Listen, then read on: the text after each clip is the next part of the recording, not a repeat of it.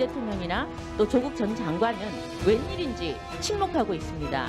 실장님, 서울시장 그리고 부산시장 보궐선거에 민주당이 후보를 내는 것이 맞다고 보십니까? 시장님 답변하시기 아닙니다. 이거는 질문 같은 질문을.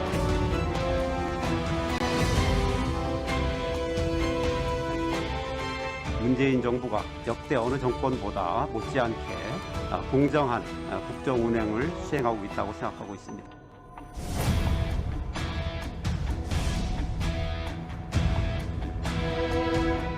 김봉현 씨를 공익 제보자로 대통령 비서실장을 보십니까? 수사 중이거나 재판 중인 사건에 대해서는 저희들이 답변을 드릴 수가 없습니다.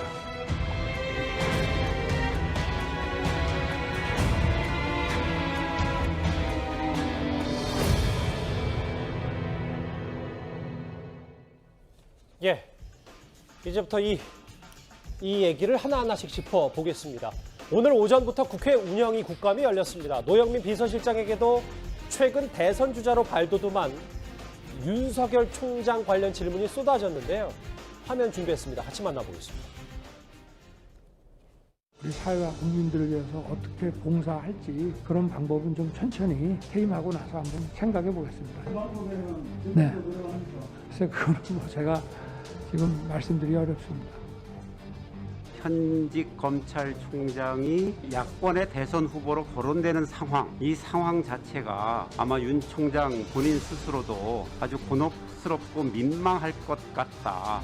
이런 생각은 가지고 있습니다. 윤석열 총장이 왜 여론조사에서 야권의 후보로 높은 지지율이 나옵니까? 뭐 때문에 그런 현상이 나오죠? 조사에서 빼달라고 한 것을 여론조사에서 이행했다면 그렇지 않았을 텐데. 이 정권으로부터 핍박을 받고 제대로 하려는 것 때문에 이 정권에 대한 실망의 반사적인 효과로 윤석열 지지가 상당히 높다고 보거든요. 그런 점에서 오히려 이 정권이 아파하고 부끄러워해야 할 부분 아닙니까? 그건 해석의 차이가 있을 수 있겠습니다.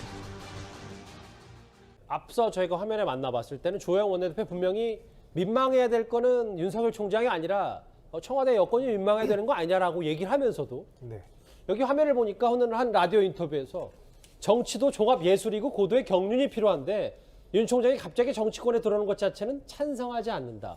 이 얘기는 저희가 어떻게 해석해야 됩니까? 사실은 원칙적으로 보면 이게 범죄라는 약간 자극적인 소재에서 정의가 무엇인가를 찾아가는 그 업무이기 때문에 사실은 이 검찰의 업무가 국민들의 관심도가 굉장히 높은 건 사실입니다. 그렇지만 국정운행 전체에서 보면 검찰 업무가 그렇게 중요하게 굉장히 비중 있는 업무는 아니거든요. 오히려 경제라든가 사회 통합이라든가 여러 가지 그런 재반 이슈들에 대해서 국민적 갈등을 봉합해서 어떻게 정치적 추진 동력을 얻어서 그 정책을 실현하는 직업이 어떻게 보면 정치이기 때문에 그 부분에 관해서 날카로운 그 어떤 갈등 관계에 있는 어떤 범죄에 대해서 정확하게 진실을 찾아가서 딱 해결하는 그런 모습만 가지고는 그 어떤 갈등을 해소하는 정치라는 직업에 어울리지 않을 수 있다는 원론적인 얘기들을 좀 풀어나간 것 같고요. 근데 거기서 좀 더 주목할 부분은 사실은 이제 야권 입장에서는 윤석열 총장에 대한 관심도 내지는 지지도가 높아지면 높아질수록 야권 내부에 있는 대선 주자들이 힘을 받지 못하는 상황이 되거든요. 그래서 향후 대선 일정에서 윤석열 총장을 후보로서 내세울 수 없는 상황이라면 이거는 굉장히 지금 안 좋은 상황으로 흘러가고 있는 거기 때문에 그 부분에 대해서 다시 한번 그 부분을 정확히 지적하고 관심을 환기시킨 것으로 보입니다. 이 소식 여기까지인데요. 그런데 오늘 국회 운영위에서 여야 간의 설전이 또 하나 있었습니다. 다음 주제에서 바로 만나보도록 하겠습니다.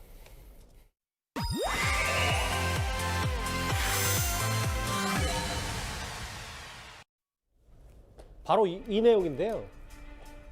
민주당이 당원을 바꿔가면서 속전속결로 서울시장, 부산시장 보궐선거에 후보를 내기로 결정한 것을 두고 오늘 국회 운영위에서도 이런 말들이 오갔습니다. 화면 만나보겠습니다. 그토록 자랑했던 이 혁신안이 이번에 이낙연 신임 당대표에 의해서 하루아침에 폐기됐습니다.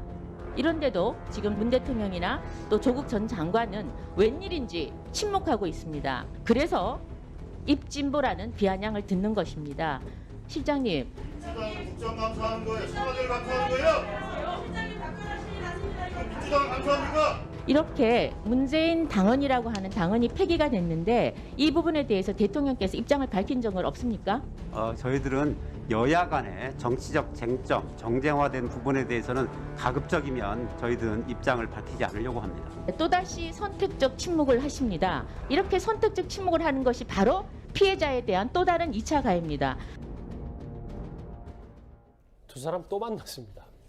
조상호 부대변인님은 네. 어떠세요? 여기 화면에 보면 이 아까 화면에 만났지만 네. 김정재 의원이 질문할 때 민주당, 여당 같이 이제 운영위 의원들이 지금 민주당 국감하는 거 아니지 않나요? 실장님 답변하지 마세요. 뭐 이런 얘기까지 들렸는데 말씀처럼 정말 청와대가 침묵하는 것도 메시지 아닌가라는 게 야당의 주장이거든요. 아니 근데 사실은 이게 국감장인데요. 국정감사라는 게 정부의 국정 운영에 어떤 잘못이 있거나 그 실책이 있거나 하는 부분들을 정확히 지적을 해서 그걸 개선하는 자리인데 이거는 전혀 정부의 어떤 국정 운영과 무관한 정치적 쟁점에 불과하거든요. 뭐 이런 부분들은 당에서 논평이라든가 아니면 당내 논의라든가 기자회견 등을 통해서 충분히 자기신들의 목소리를 내면 되는 것이지 이걸 국감장까지 끌고 와가지고 이런 논의를 한다는 것 자체가 좀 이해하기 어렵고 또 이제 이런 후보를 공천하는 문제가 과연 그러면 어떤 그 여성에 대한 2차 가해를 얘기할 수 있는 사안이냐 그 부분에 대해서 실제로 문제를 일으킨 당사자가 뭐 그 당사자를 지지한다거나 당사자를 지지하는 발언을 한다거나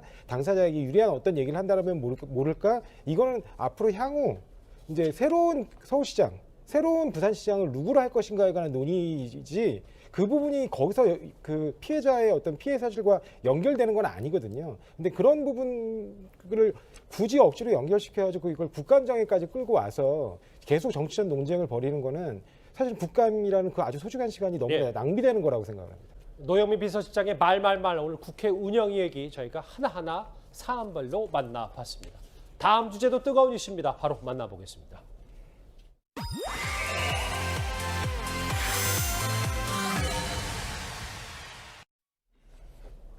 뉴스탑10이 꼽은 5위와 9위인데요. 뭐 홍두3위라고까지 불리는 누군지 좀 짐작이 되십니까? 홍남기 경제부총리의 갑작스런 사의 표명을 두고 여전히 잡음이 끊이지 않고 있습니다.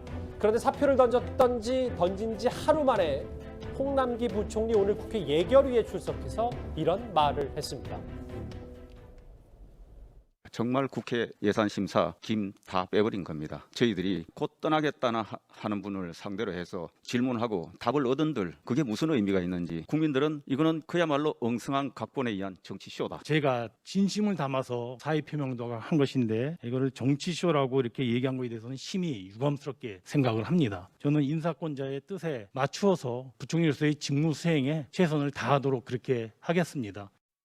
오늘 하루 만에 말을 바꾼 홍 부총리의 태도도 태도지만요. 이것 말고도 사실 어제는 청와대는 대통령이 사표를 즉각 반려했다고 했는데 홍남기 부총리 어제 이렇게 얘기를 했었습니다. 이미 제가 상임위때 다 말씀을 드려서 뭐 제가 더 말씀드린 것은 적절하지 않은 것 같습니다. 사의 표명은 어떤 분께 하신 거예요? 대통령께 직접 사의 표명 하신 건가요? 예, 제가 타이핑을 저도 전달했습니다. 대통령님께요? 그 자리에서는 반려 의사를 말씀 안 하셨나요? 인편으로 한 거죠. 보낸 거죠. 반려가 돼서 후임자가 있는